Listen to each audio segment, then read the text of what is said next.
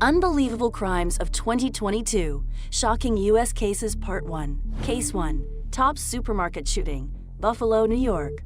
On May 14th, a gunman opened fire at the Tops Supermarket in Buffalo, New York, killing 10 people and injuring 3 others. 19-year-old Peyton Gendron claims he targeted the shop and area as it was the closest one to him with the highest black percentage. I seen a guy in a full army suit just shooting shots at people, and I seen a security guard running the store, and then I seen the guy go in army style, bent over, just shooting at people, and I heard him shooting at people, and then I saw 3 people laying down, and I didn't have a phone on me, so I was just screaming for somebody to call the police, and then he came out. Gendron was armed with a semi-automatic rifle and dressed in bullet-resistant tactical gear, wearing plated armor and a helmet when the event took place. Even more shocking, though, is that he wore a camera and live streamed the event. Gendron characterizes himself as a fascist, white supremacist, and anti-Semite. He pleaded guilty in November 28 to 15 criminal charges, including to 1 count of domestic act of terrorism motivated by hate, 10 counts of first-degree murder, 3 counts of attempted murder, and a weapons possession charge for the mass shooting. Evidence presented in the case include numerous social media posts demonstrating his racial attitude, as well as a lengthy document that Gendron posted detailing that he would commit this attack.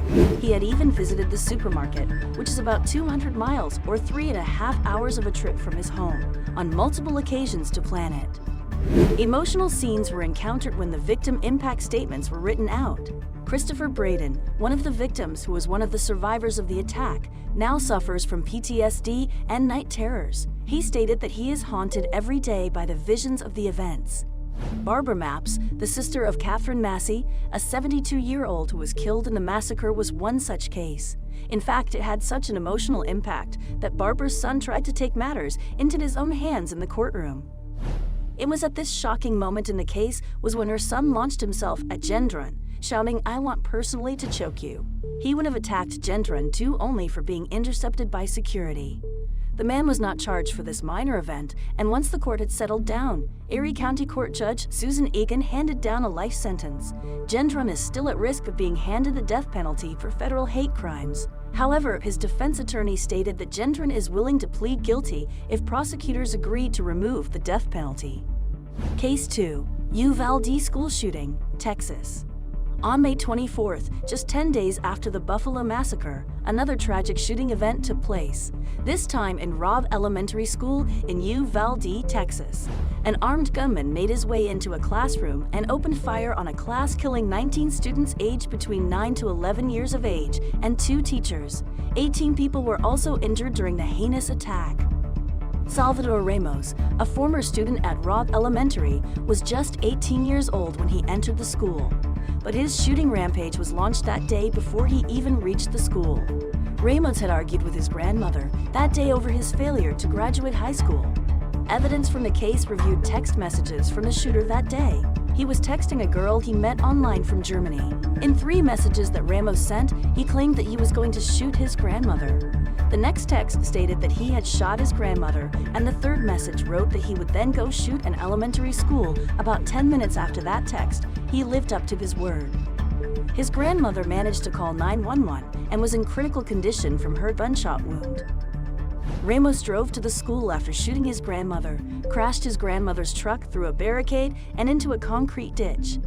At 11:28 a.m., he then fired some shots outside the school towards 2 men who came over looking to see what had happened. Ramos entered the school at 11:33 a.m. wearing a tactical vest that held extra ammo and carrying an AR-15 style rifle. Ramos then barricaded himself in adjoining classrooms where he opened fire, shooting over 100 rounds, killing all the students and teachers in the room in a matter of minutes. 7 officers were on the scene within minutes of being tipped off by a teacher who saw Ramos shooting outside the school.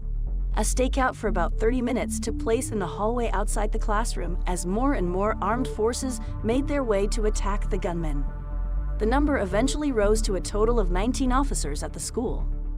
It took a specialized tactical team over an hour to finally making an entry into the classroom, a factor that led to uproar and heavy criticism by families of the victims. Once they had entered at 12:50 p.m., they fatally shoot the gunman. Outraged and distressed onlookers considered entering the school themselves to confront the shooter, as they felt the police were wasting too much time. Some family members of victims of the tragedy are suing the local prosecutor's office and the manufacturer of the firearm.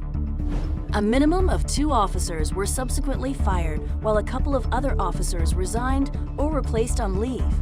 During the investigation, it was discovered that Ramos bought 2 AR-15 platform rifles and 375 rounds of ammunition legally for his 18th birthday, the week before the massacre. He even posted photos of these guns on his Instagram page. According to people who knew him, Ramos, who lived with his grandparents, was considered a loner with a limited social life and was frequently bullied at school. Extreme pressure and publicity surrounding the event ensued, even with celebrities such as Matthew McConaughey speaking out about the event and pleading for changes to the gun laws.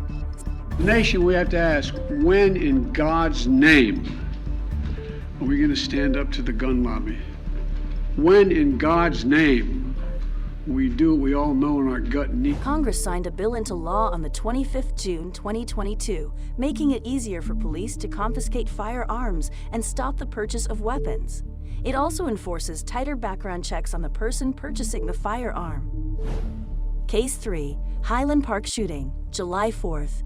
On the fateful day of July 4th, 2022, the bustling Highland Park in Chicago became the site of a heinous act of violence. Amidst a vibrant parade, 21-year-old Robert Crimo III unleashed terror on innocent bystanders with a semi-automatic rifle that he had purchased legally years before. The brutal attack claimed the lives of 7 victims, leaving 48 others injured and traumatized, ranging in ages from 8 to 88 years old. From the top of a rooftop, which Crimo gained access to via an unsecured ladder on the Ross Cosmetics building, the gunman rained down bullets on the unsuspecting crowd. The chaos unfolded at 10:14 a.m., sending shockwaves through the city.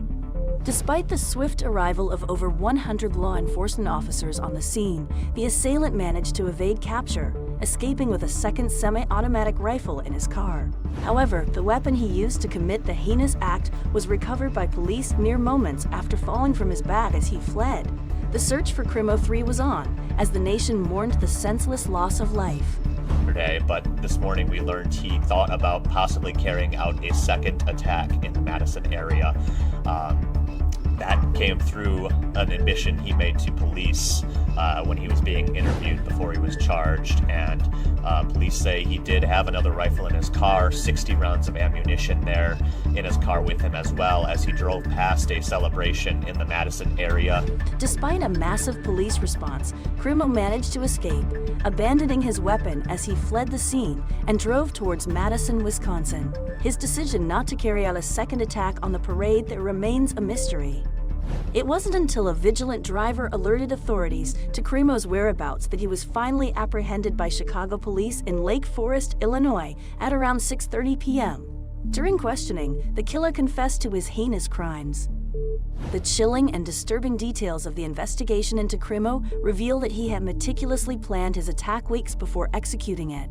He even went to the extent of wearing women's clothing and makeup to blend in with the crowd and conceal his tattoos. Although the motive for the massacre remains unknown, online investigations reveal Crimo's disturbing affinity for far-right and neo-fascist ideologies, as well as concerning indications of mental health issues and violent tendencies. Shockingly, he had even shared videos of mass shootings and videos depicting his own death, indicating a disturbing fixation on violence and hatred. Raised in a turbulent household, Crimo's upbringing was far from stable. Police records show a distressing number of visits to their residence between 2009 and 2014, with almost half of them in response to reports of domestic violence. But that was just the beginning. Police had 2 disturbing run-ins with Crimo himself. The first was in April 2019, when a 911 call was placed to report a suicide attempt. The second was in September of that same year, when police responded to claims that Crimo had threatened his own family, saying he wanted to kill them all. On that occasion, police confiscated a cache of 16 sharp-edged weapons from the young man, but no charges were pressed. Nevertheless, they did make a note of a clear and present danger on his file. Despite this clear warning sign, Crimo's father, Robert Crimo Jr., helped his son acquire a gun license 3 years before the deadly shooting. Even though there were concerning comments on his file, Cremo passed all background checks with flying colors. Astonishingly, the Highland police could have taken out a restraining order, but they chose not to.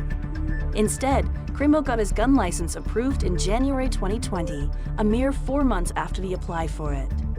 In a stunning revelation, it was discovered that none of Cremo's own family members raised any concerns about his mental health or the threats he had made towards them when he applied for his firearm license.